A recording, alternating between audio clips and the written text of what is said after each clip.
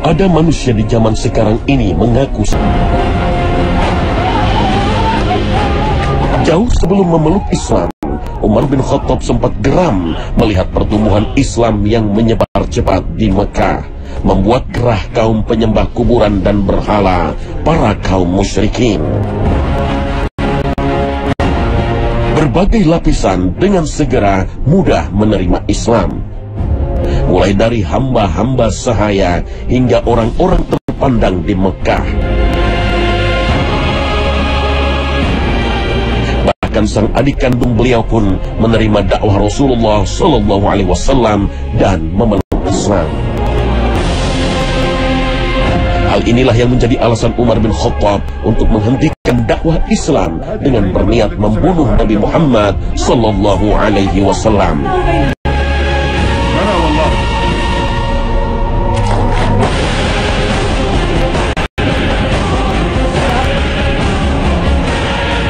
Namun keadaan seketika berubah saat hidayah mengetuk pintu hati Umar bin Khattab radhiyallahu anhu.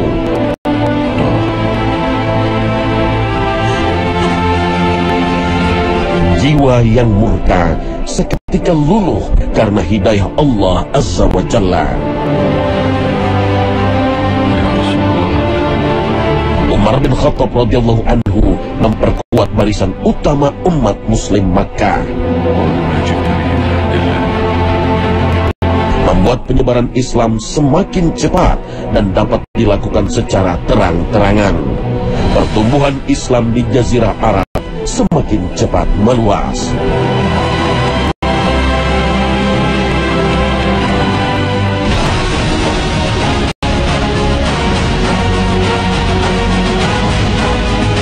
Ketakwaan seorang Umar bin Khattab radhiyallahu anhu jangan diragukan lagi. Bahkan Rasulullah Sallallahu Alaihi Wasallam pun pernah menjadi saksi atas keimanan dan kemuliaan sosok Al-Faruq ini. Dalam kitab Tabaqat Ibnu Sa'ad jilid 3, Umar bin Khattab digambarkan dengan gambaran sesosok laki-laki berperawakan tinggi, berdahi luas, selalu bekerja dengan kedua tangannya hingga bertekstur kasar. Matanya hitam dan tajam serta berkulit cerah.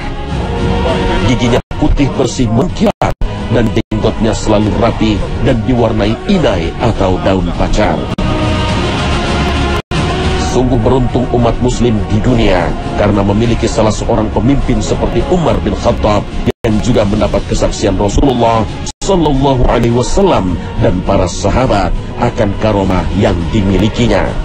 Hadis hasan yang diriwayatkan oleh Imam Ahmad dan Tirmidzi dalam sunannya yang bicarakan tentang keistimewaan satu sosok yang luar biasa, yaitu sosok Umar bin Khattab radhiyallahu anhu, adalah merupakan gambaran betapa layaknya sosok ini menjadi orang sangat besar.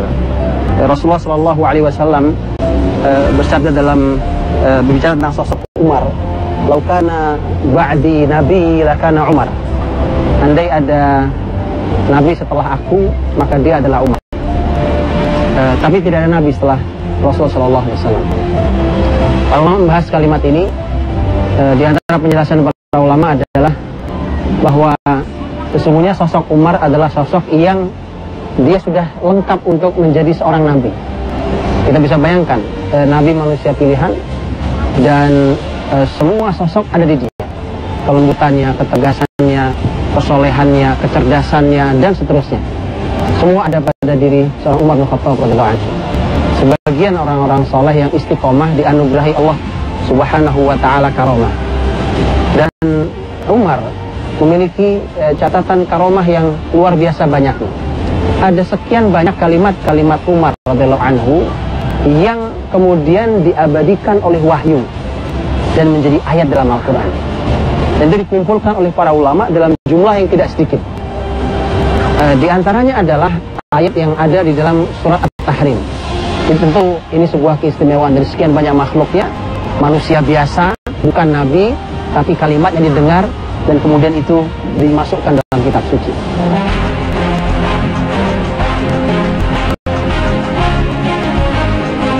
Ya, karomah Umar bin Khattab radhiyallahu anhu. Karomah merupakan sebuah perkara khusus yang dianugerahkan Allah Subhanahu wa Ta'ala kepada seorang wali atau seorang muslim sebagai bentuk pertolongan ilahi, dukungan, dan peneguhan keimanan bagi mereka. Menurut kitab Mu'jam Al-Wasit, lafaz karomah berasal dari kata karoma dalam bahasa Arab yang berarti kemuliaan. Dalam pengertian lain, lafaz karomah berasal dari kata ikram yang dalam bahasa Arab berarti penghargaan atau pemberian. Segala kelebihan maupun keajaiban yang dimiliki para wali bukanlah hal yang dicari atau dipelajari, melainkan hal tersebut adalah semata-mata anugerah atau pemberian dan rahmat Allah Subhanahu wa Ta'ala. Karomah sejatinya diberikan kepada seorang muslim yang senantiasa meningkatkan taraf keimanan dan ketakwaan pada Allah Subhanahu wa Ta'ala. Karomah juga merupakan sebuah rahasia mutlak ilahiyah. Hanya Allah Subhanahu wa Ta'ala yang maha mengetahui kepada siapa dan mengapa karomah itu diberikan. Kemuliaan atau karomah inilah yang dianugerahkan Allah Subhanahu wa Ta'ala kepada hamba-hamba yang dikehendakinya. Salah satunya adalah kepada Amirul Mukminin Umar bin Khattab radhiyallahu anhu. Sebagai umat yang menjunjung tinggi akidah Ahlus Sunnah wal Jamaah, maka hendaknya kita pun harus meyakini adanya karomah bagi wali atau orang-orang saleh di muka bumi. Allah Subhanahu wa Ta'ala pernah menyinggung tentang adanya wali-wali saleh di muka bumi. Umar bin Khattab radhiyallahu anhu juga memiliki berbagai kisah sejarah yang membuktikan adanya karomah Allah Subhanahu wa Ta'ala.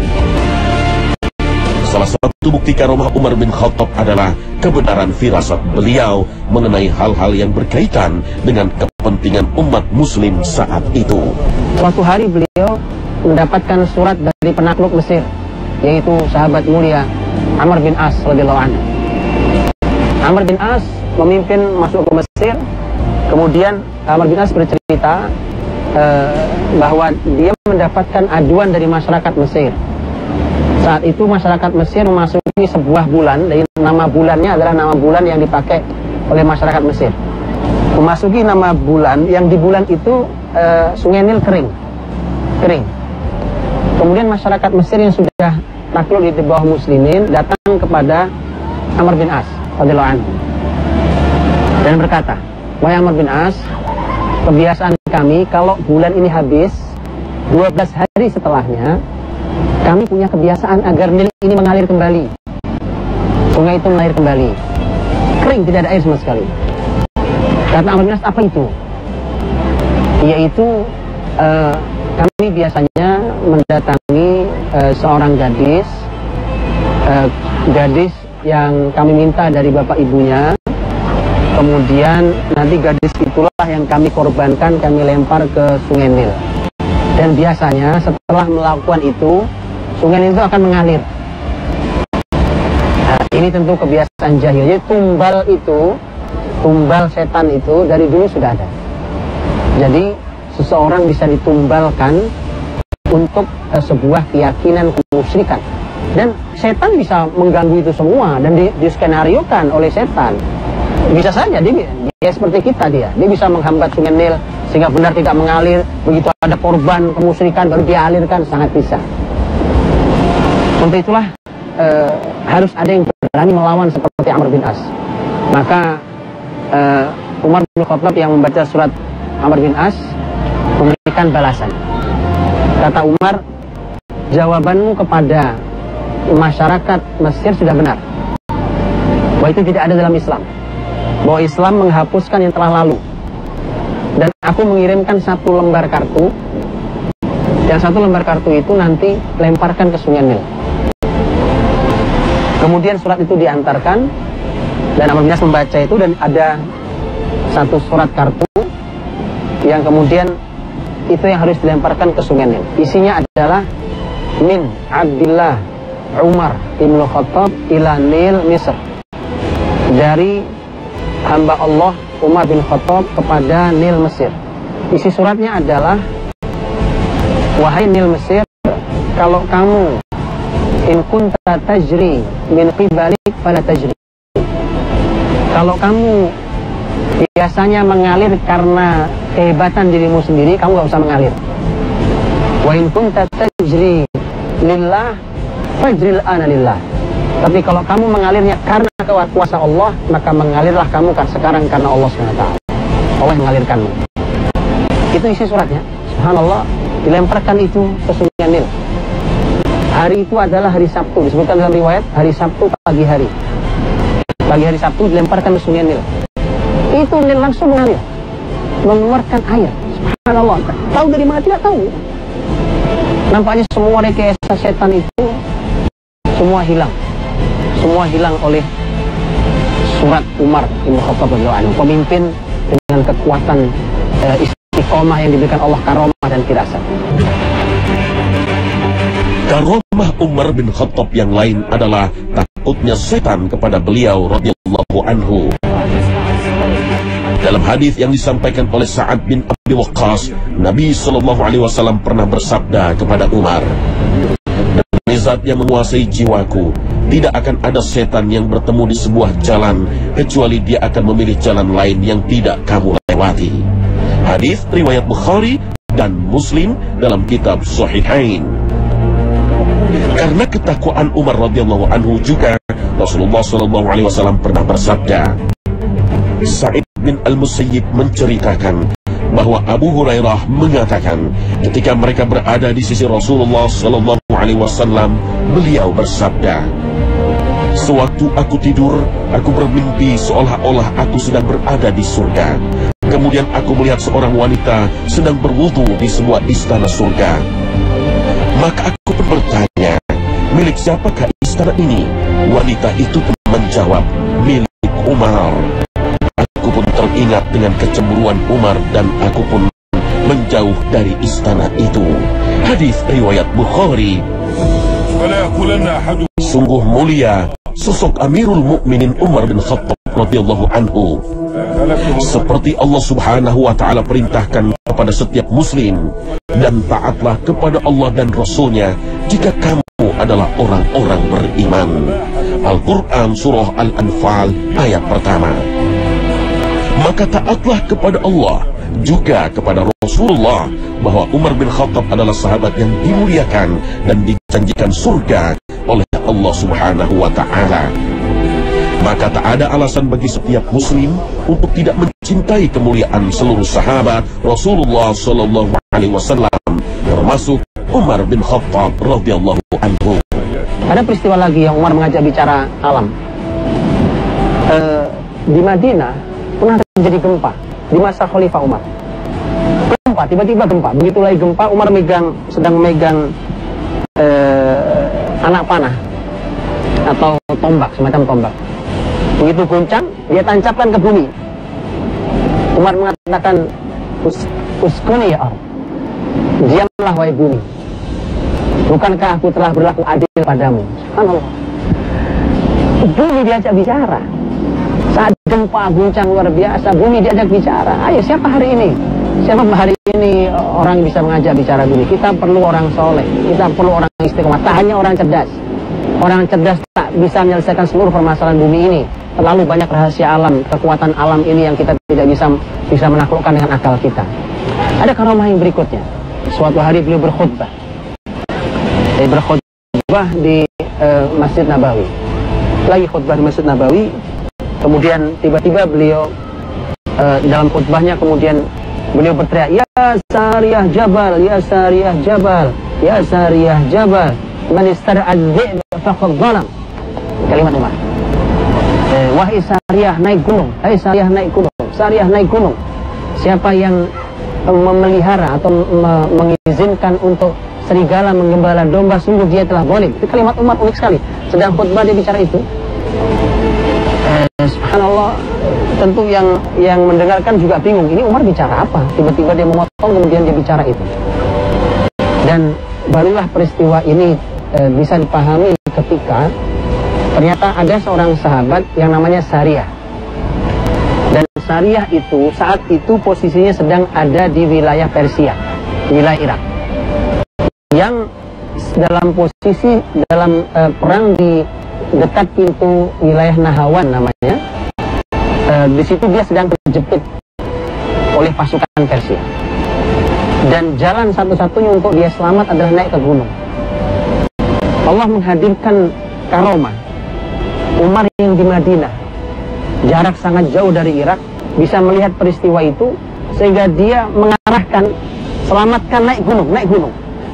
Syariah kemudian menyebutkan, nanti bercerita pada para sahabat, bahwa dia di Irak mendengar suara Umar. Subhanallah.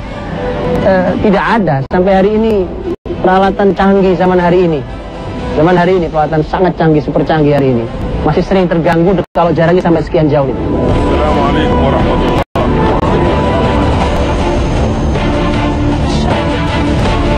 Melihat bukti sejarah akan kisah karomah Umar bin Khattab radhiyallahu anhu memberikan wawasan tersendiri bagi kita umat muslim di zaman ini akan adanya keajaiban selain mukjizat kenabian. Menurut pengertiannya, karomah adalah perkara atau kemampuan di luar batas kemampuan manusia biasa. Namun terdapat perbedaan mendasar dari pengertian kemampuan luar biasa ini. Yang pertama adalah mukjizat. Mukjizat diberikan hanya kepada nabi-nabi Allah yang ditampakkan untuk menambah bukti kenabian mereka yang mulia. Yang kedua adalah karomah. Allah Subhanahu wa Ta'ala memberikan kemuliaan ini kepada wali-walinya di bumi yang senantiasa menegakkan hukum-hukum Allah dan saleh melaksanakan segala perintah serta menjauhi larangan Allah Subhanahu wa Ta'ala. Yang ketiga adalah sesuatu yang berbahaya bagi keimanan umat muslim seluruhnya, yaitu kemampuan yang dimiliki seseorang dengan bantuan syaitan dan jin, namun mengakui bahwa hal itu adalah karomah dari Allah Subhanahu wa Ta'ala. Patut dipahami bahwa karomah diberikan dengan sendirinya tanpa perantara doa-doa atau zikir khusus seperti yang dilakukan oleh kaum pengikut jalan syaitan. Mereka yang senantiasa mendapatkan karomah akan selalu dekat dengan Allah Subhanahu wa Ta'ala melalui ibadah-ibadah yang diwajibkan dan disunnahkan. Mereka akan memilih mendirikan sholat daripada berdiam diri atau bersemedi untuk mendapatkan sesuatu. Mereka juga tidak akan pernah mengaku sebagai nabi dan tidak menambah hukum-hukum Islam selain yang sudah ditetapkan dalam Al-Quran dan Sunnah Nabi Muhammad Sallallahu Alaihi Wasallam.